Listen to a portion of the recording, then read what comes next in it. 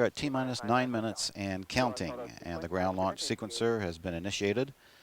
NASA Test Director Jeff Spaulding is about to call for the transmittal of stored pre-launch commands, as Atlantis is only 9 minutes away from launch on a supply mission to the International Space Station.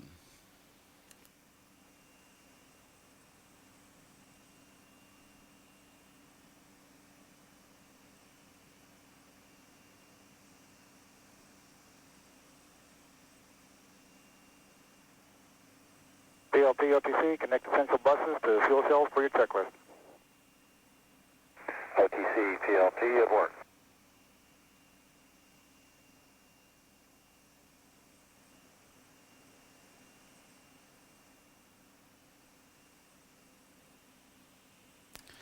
And pilot Scott Altman is flipping switches in the cockpit to directly connect the 3 fuel cells to the essential power buses. T-minus 8 minutes and counting.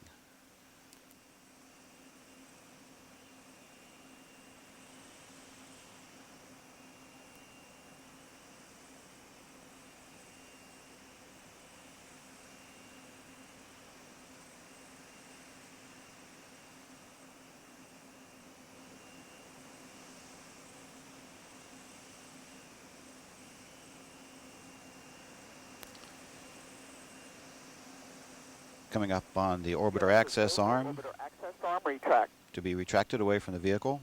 This is the walkway used by the crew to gain entry into and out of the vehicle, and it can be returned to position within seconds if necessary.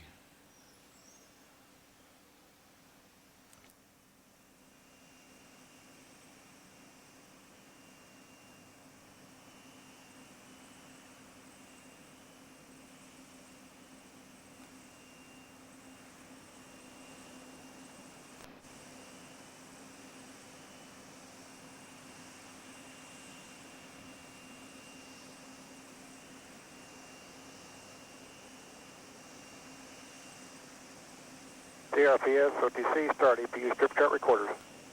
TRPS, strip chart recorder started.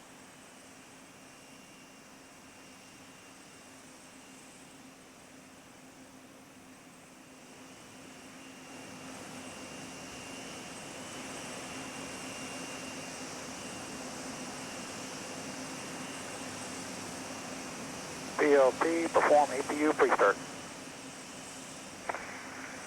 OTC, PLT, APU pre-start, in work. Scott Altman, the pilot, is now setting switches in the cockpit to put the 3 power units into ready to start configuration. T-minus 6 minutes and counting. OTC, pre-start complete, 3 gray talkbacks. OTC copies.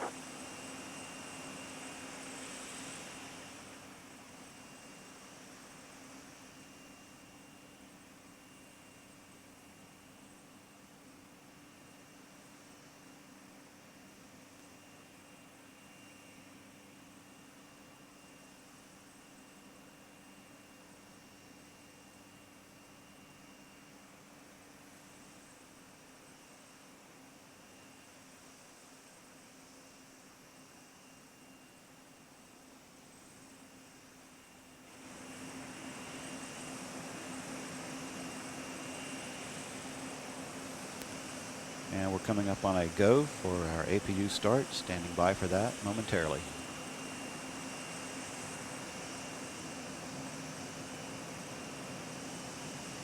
Orbiter APU start.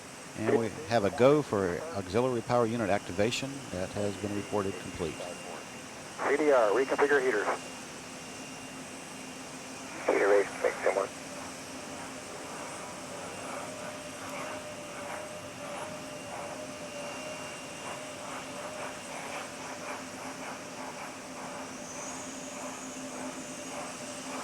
Heater rate configured complete. OTC copies. We see 3 good APUs. OTC copies.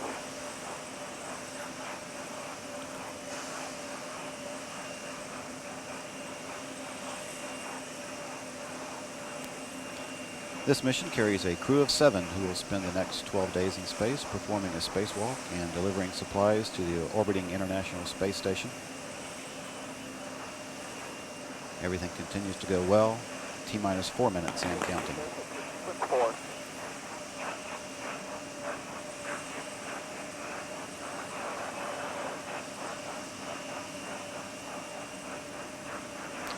And a final test of the flight control surfaces is being conducted at this time. This is a programmed pattern of movements designed to verify the readiness for launch of the engines and other flight control surfaces.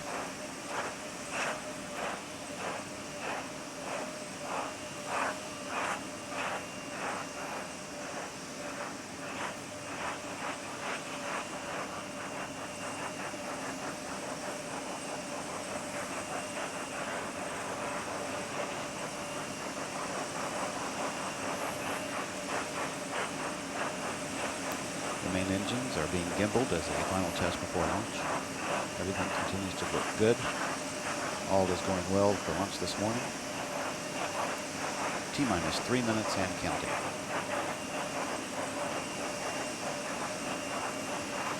Atlantis go for LO2 pressurization.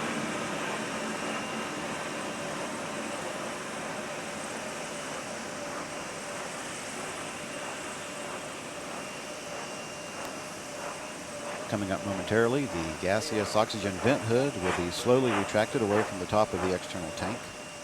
PLT in launch. Inside this tank is about 500,000 gallons of super cold liquid fuels that run the orbiter's 3 main engines. OTC, PLT, caution warning cleared and all expected errors. Copy. Again, everything continues to look good and we're cleared for launch today. No problems are being reported from the vehicle or the crew. Initiate O2 flow. Copy that. T-minus 2 minutes and counting. Atlantis go for ET LH2 pressurization.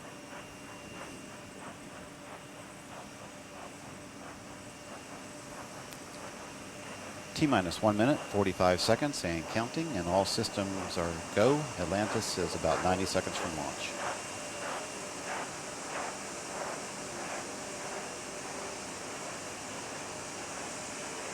One minute, 30 seconds.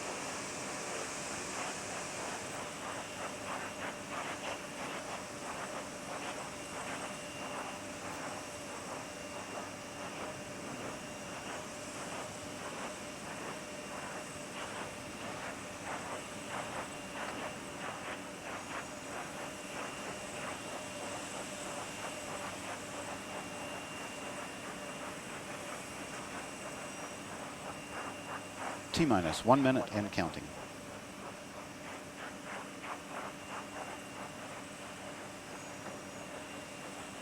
We're transferring to orbiter internal power at this time, and Atlantis is now running off its 3 onboard fuel cells. Coming up on a go for auto sequence start in about 10 seconds.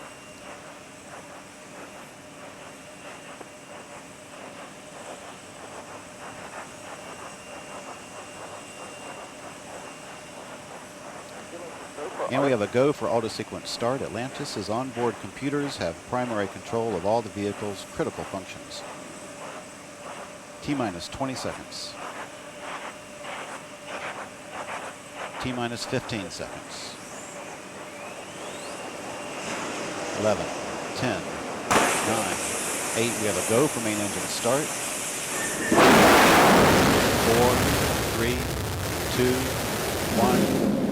We have booster ignition and liftoff of the Space Shuttle Atlantis, opening the door to a permanent human presence in space.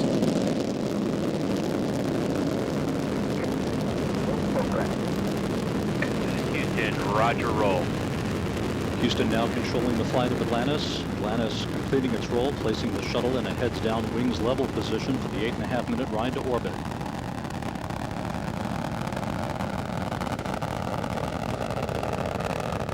27 seconds into the flight, Atlantis' 3 liquid fuel main engines now throttling back in a 3-step fashion to 72% of rated performance. That will reduce the stress on the shuttle as it breaks through the sound barrier.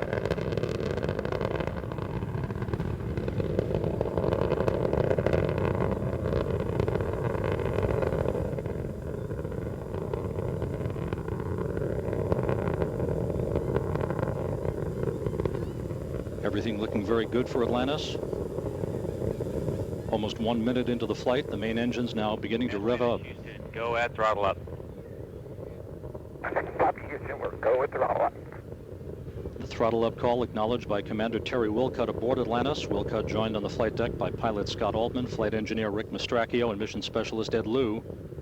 Down on the middeck, mission specialists Dan Burbank, Yuri Malenchenko, and Boris Maryukov, representing the Russian Aviation and Space Agency.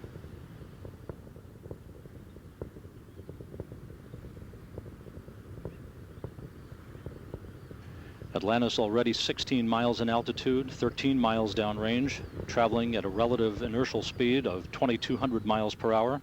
3 good main engines, 3 good fuel cells, 3 good hydraulic power units aboard the orbiter. 1 minute 50 seconds into the flight, standing by for solid rocket booster separation.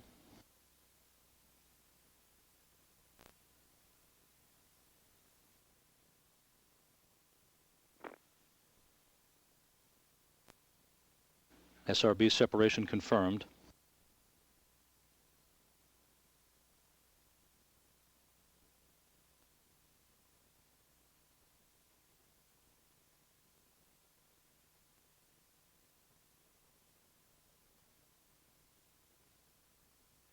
Atlantis, 2-engine TOW. Copy, 2-engine TOW. That call indicating that if one engine should fail, Atlantis could reach its transoceanic abort site at Zaragoza, Spain. However, all 3 main engines continue to function normally. Atlantis now traveling 3,500 miles per hour, 43 miles in altitude, 65 miles downrange. A good orbiter so far for the 7 astronauts and cosmonauts on board.